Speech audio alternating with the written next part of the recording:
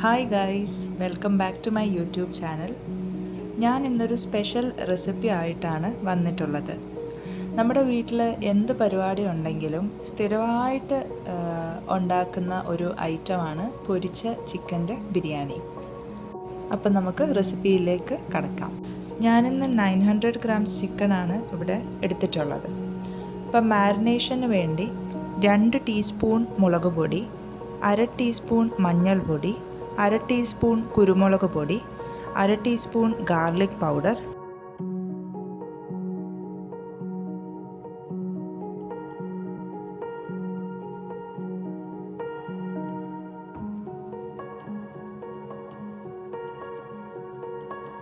പിന്നെ 1/4 ടീസ്പൂൺ ഗരം മസാല പൊടി ഉപയോഗിക്കുന്നുണ്ട്, പിന്നെ അരമുറി ചെറുനാരങ്ങ നീര്, ആവശ്യത്തിനുള്ള ഉപ്പ്. ഇത്രയും ചേർത്ത് നമ്മൾ മാരിനേറ്റ് ചെയ്ത് മാറ്റി വയ്ക്കേണ്ടതാണ്. ഒരു 30 മിനിറ്റ്സ് എങ്കിലും നമ്മൾ മിനിമം ഇത് മാറ്റി വയ്ക്കേണ്ടതുണ്ട്.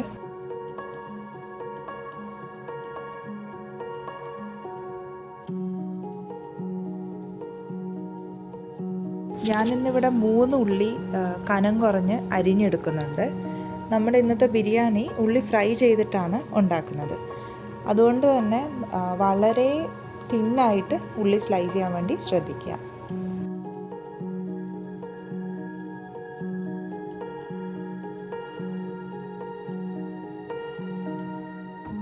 നമുക്കിനി ഒരു ചീനച്ചട്ടി എടുത്ത് അതിൻ്റെ അകത്തേക്ക് ആവശ്യത്തിനുള്ള എണ്ണ ഒഴിക്കാം. പിന്നെ 1 ടീസ്പൂണോളം ഗീയും കൂടെ അതിൻ്റെ അകത്തോട്ട് ചേർത്ത് കൊടുക്കാം, ഒരു ഫ്ലേവറിന് വേണ്ടി മാത്രം. ഇനി എണ്ണ ചൂടായി വരുമ്പോൾ നമുക്ക് കാഷ്യൂവും ഉണക്ക മുന്തിരിയും കൂടെ ഫ്രൈ ചെയ്തെടുക്കണം. ഇനി ആ സെയിം ഓയിലിലോട്ട് നമുക്ക് ഉള്ളി ആഡ് ചെയ്ത് ബാച്ചായിട്ട് ഫ്രൈ ചെയ്തെടുക്കാവുന്നതാണ്. ഒരു ഗോൾഡൻ ബ്രൗൺ കളറാവുന്നത് വരെ ഫ്രൈ ചെയ്തെടുക്കണം.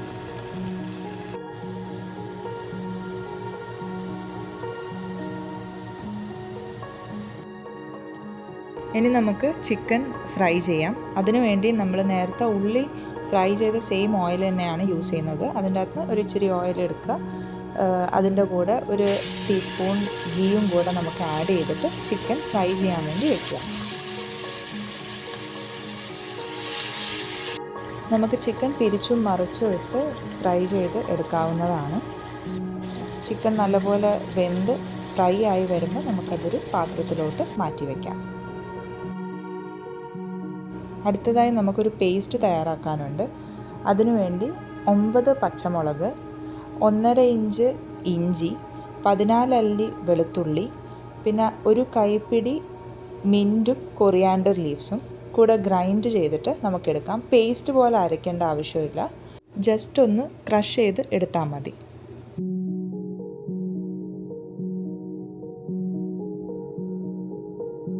അപ്പം നമ്മുടെ ചിക്കൻ നല്ലപോലെ ഫ്രൈ ആയി വന്നിട്ടുണ്ട്. ഇനി നമുക്ക് ഇത് ഓരോന്നോരോന്നായിട്ട് പ്ലേറ്റിലോട്ട് മാറ്റിയെടുക്കാം.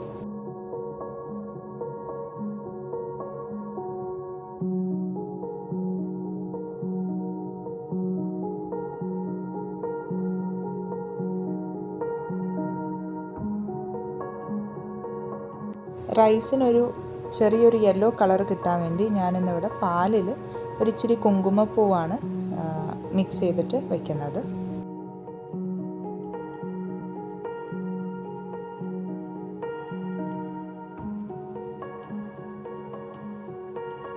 അപ്പം നമ്മുടെ ചിക്കൻ ഫ്രൈ ചെയ്ത ഓയിലിൻ്റെ അകത്തു നിന്ന് അധികമായി തോന്നുന്ന ഓയിൽ കുറച്ചെടുത്ത് മാറ്റി വെച്ചതിന് ശേഷം നമ്മൾ ഈ അരച്ച് വെച്ചിരിക്കുന്ന പേസ്റ്റ് അതിലോട്ട് ചേർക്കുക. എന്നിട്ട് നല്ലപോലെ മിക്സ് ചെയ്ത് യോജിപ്പിക്കുക. നല്ലപോലെ വഴണ്ട് വരുമ്പം നല്ലൊരു സ്മെല്ല് വരും ആ ടൈമിൽ. സോ ആ ഒരു പച്ചമണമൊക്കെ മാറി നല്ലൊരു സ്മെല്ല് വരുമ്പോഴത്തേനും നമുക്കിനി തക്കാളി ചേർക്കാവുന്നതാണ്. ഞാനിവിടെ ഇന്ന് 2 തക്കാളിയാണ് ഉപയോഗിച്ചിട്ടുള്ളത്. ആവശ്യത്തിനുള്ള ഉപ്പും കൂടെ ആഡ് ചെയ്തിട്ട് നമുക്കിത് നല്ലപോലെ വെന്ത് വരുന്നത് വരെ വെയിറ്റ് ചെയ്യണം. ഒരു 10 മിനിറ്റോളം അതെടുക്കും.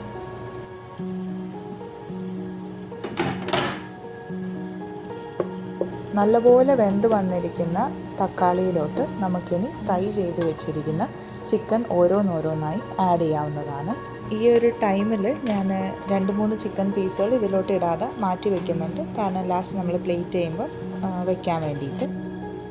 നമ്മൾ നേരത്തെ ഫ്രൈ ചെയ്ത് മാറ്റി വെച്ച ഉള്ളിയും കൂടെ ഈ സമയത്ത് ഞാനിതിലോട്ട് ആഡ് ചെയ്യുന്നുണ്ട്. എല്ലാം കൂടെ ഒന്ന് മിക്സ് ചെയ്തെടുക്കാം. എൻ്റെ മമ്മി വീട്ടിൽ നിന്നും ഉണ്ടാക്കി കൊടുത്തുവിട്ട ഗരം മസാല പൊടിയാണ് ഇന്ന് ഞാനിവിടെ ഉപയോഗിക്കുന്നത്. അതുകൊണ്ട് തന്നെ വളരെ ഫ്ലേവർഫുള്ളായ ഒരു ഗരം മസാലയാണ് ഇത്.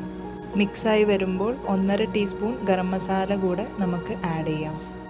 അരമുറി ചെറുനാരങ്ങ നീരും കൂടെ ഈ സമയത്ത് നമ്മൾ ഇടുന്നുണ്ട്. ഇതിലോട്ട് ഇനി മല്ലിച്ചപ്പ്, പുതിനയില എന്നതും കൂടെ ആഡ് ചെയ്യണം. അതിനുശേഷം ഒരു 1/2 കപ്പ് തൈരും കൂടെ ആഡ് ചെയ്തിട്ട് മിക്സ് ചെയ്യേണ്ടതാണ്. നല്ലതുപോലെ ഇളക്കി എല്ലാം കൂടെ ഒന്ന് യോജിപ്പിച്ചതിന് ശേഷം ഒരു 5 മിനിറ്റ് നമുക്ക് അടച്ചു വെച്ചതിന് കുക്ക് ചെയ്തെടുക്കാം. അപ്പോഴത്തേനും നമ്മുടെ മസാല റെഡിയാവും.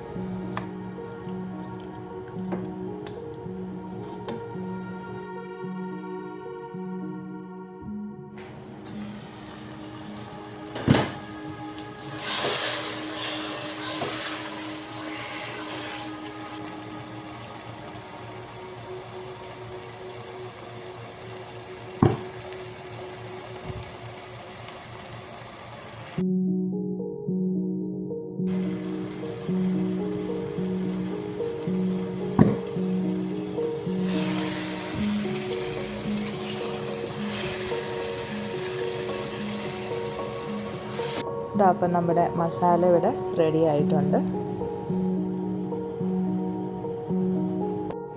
ഞാനിന്നിവിടെ 2 കപ്പ് ജീരകശാല അരിയാണ് ഉപയോഗിച്ചിട്ടുള്ളത്. അരി നല്ലപോലെ കഴുകി വെള്ളമൂറ്റി മാറ്റി വയ്ക്കേണ്ടതാണ്. പാത്രം ചൂടായി വരുമ്പോൾ നമുക്ക് ഗീ ഒഴിച്ച് അതിൻ്റെ അകത്തേക്ക് ആവശ്യത്തിനുള്ള സ്പൈസസ് ഒക്കെ ആഡ് ചെയ്ത് കൊടുക്കാം. ഇനി ഒരു അരമുറി സവാളയും കൂടെ ഇതിൻ്റെ കൂടെ കട്ട് ചെയ്തത് ആഡ് ചെയ്യുന്നുണ്ട്. എല്ലാം ഒന്ന് ബ്രൗൺ കളറായി വരുമ്പോൾ നമുക്ക് ചൂടുവെള്ളം, ഒരു 3.5 കപ്പ് ചൂടുവെള്ളമാണ് ഞാൻ 2 കപ്പ് ജീരകശാല അരിക്ക് ഇവിടെ യൂസ് ചെയ്തിട്ടുള്ളത്. ചൂടുവെള്ളം ഒഴിച്ചതിന് ശേഷം ഉപ്പും കൂടെ ഇട്ട് അരിയും ഇട്ട് നമുക്ക് കുക്കർ അടച്ചു വയ്ക്കാവുന്നതാണ്. ഇനി നമുക്ക് ദമ്മിടുന്ന പരിപാടിയാണ്. The most satisfying part of cooking A biryani. അപ്പോൾ നമ്മൾ ഒരു ലെയർ നെയ്ച്ചോറ് ഇട്ടിട്ടുണ്ട്. അതിൻ്റെ അകത്തോട്ട് നേരത്തെ കുങ്കുമപ്പൂ ഇട്ട് വെച്ച പാല് അതൊരിച്ചിരി ഒഴിച്ചു കൊടുത്തു. ഇനി നമുക്ക് മല്ലിച്ചപ്പ്, പുതിനയില, പിന്നെ ഫ്രൈ ചെയ്ത് മാറ്റി വെച്ച് കുറച്ച് ഉള്ളി അതിട്ട് കൊടുക്കാം. പിന്നെ കാഷ്യൂ, ഉണക്കമുന്തിരി എല്ലാം കൂടെ ഇട്ട് കൊടുക്കാം. പിന്നെ ഒരല്പം ചെറുനാരങ്ങ നീരും കൂടെ നമ്മൾ തൂക്കി കൊടുക്കണം. പിന്നെ ഗരം മസാല പൊടിയും നമ്മൾ കുറച്ചൊന്ന് തൂക്കി കൊടുക്കാം. ഇങ്ങനെ എല്ലാം ആഡ് ചെയ്തതിന് ശേഷം നമുക്ക് അടുത്ത ലെയറിൽ മസാല വയ്ക്കാവുന്നതാണ്. നമുക്കിത് എത്ര ലെയറിൽ വേണമെങ്കിൽ ഉണ്ടാക്കാം. പക്ഷെ ഞാനിന്ന് നടുക്ക് മസാല മാത്രം വെച്ച് മേലെ ഒരു റൈസിൻ്റെ ലെയറും കൂടെ കൊടുത്ത് അത്ര മാത്രമേ ഞാനിന്ന് ചെയ്യുന്നുള്ളൂ. സോ നടുക്ക് നമ്മൾ ചിക്കൻ്റെ മസാല വെച്ചിട്ടുണ്ട്. ചിക്കൻ്റെ മസാല വെച്ചതിന് ശേഷം അതിൻ്റെ മുകളിലേക്ക് നമ്മൾ വീണ്ടും നെയ്ച്ചോറിടുക. നേരത്തെ പറഞ്ഞ പ്രോസസ്സ് റിപ്പീറ്റ് ചെയ്യുക. അപ്പോഴത്തേനും നമ്മുടെ ദം ഇവിടെ റെഡിയാവും.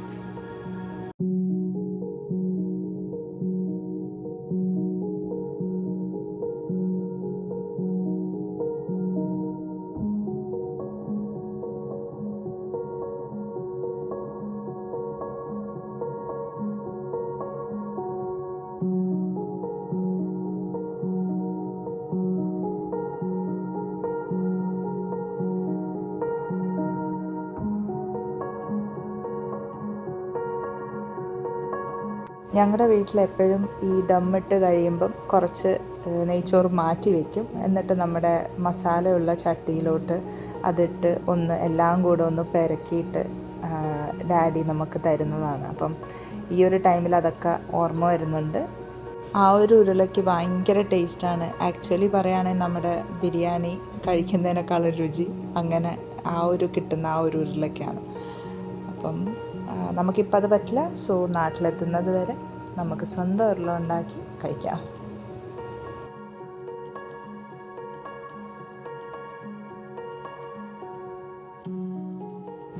പാത്രത്തിൻ്റെ മേൽഭാഗം ഞാൻ അലൂമിനിയം ഫോയിൽ വെച്ച് കവർ ചെയ്തിട്ടുണ്ട്. ഇനി അതിൻ്റെ മുകളിലോട്ടാണ് നമ്മൾ അടുപ്പ് വെച്ച് അടയ്ക്കുന്നത്. ഇനി എല്ലാം കൂടെ ഒന്ന് സീൽ ചെയ്തിട്ട് നമുക്ക് അടുപ്പത്തോട്ട് മാറ്റാം. 20 മിനിറ്റ് ചെറിയ തീയിൽ നമുക്കിത് ദമ്മിടാൻ വേണ്ടി വയ്ക്കാം. ഫ്ലെയിം ഓഫ് ചെയ്തിട്ട് നമുക്കൊരു 30 മിനിറ്റ്സും കൂടെ അതൊന്ന് റെസ്റ്റ് ചെയ്യാൻ വേണ്ടി വയ്ക്കാം. ഇനി നമുക്ക് ദമ്മ് തുറക്കാവുന്നതാണ്. അപ്പം ഈ ഒരു ടൈമിൽ കിച്ചൺ ഫുൾ നല്ലൊരു സ്മെല്ലായിരിക്കും. ആ ഒരു ബിരിയാണിയുടെ ഒരു മണം പറയേണ്ട ആവശ്യമില്ലല്ലോ, അത്ര അടിപൊളി മണമാണ്. സോ ഇതാ നമ്മുടെ ബിരിയാണി ഇവിടെ റെഡി ആയിട്ടുണ്ട്. നമുക്കിതൊന്ന് ജസ്റ്റ് ഇളക്കി ഒന്നെല്ലാം കൂടെ യോജിപ്പിക്കാവുന്നതാണ്. അങ്ങനെ നമ്മുടെ കണ്ണൂർ സ്പെഷ്യൽ പൊരിച്ച ചിക്കൻ ബിരിയാണി ഇവിടെ റെഡി ആയിട്ടുണ്ട്.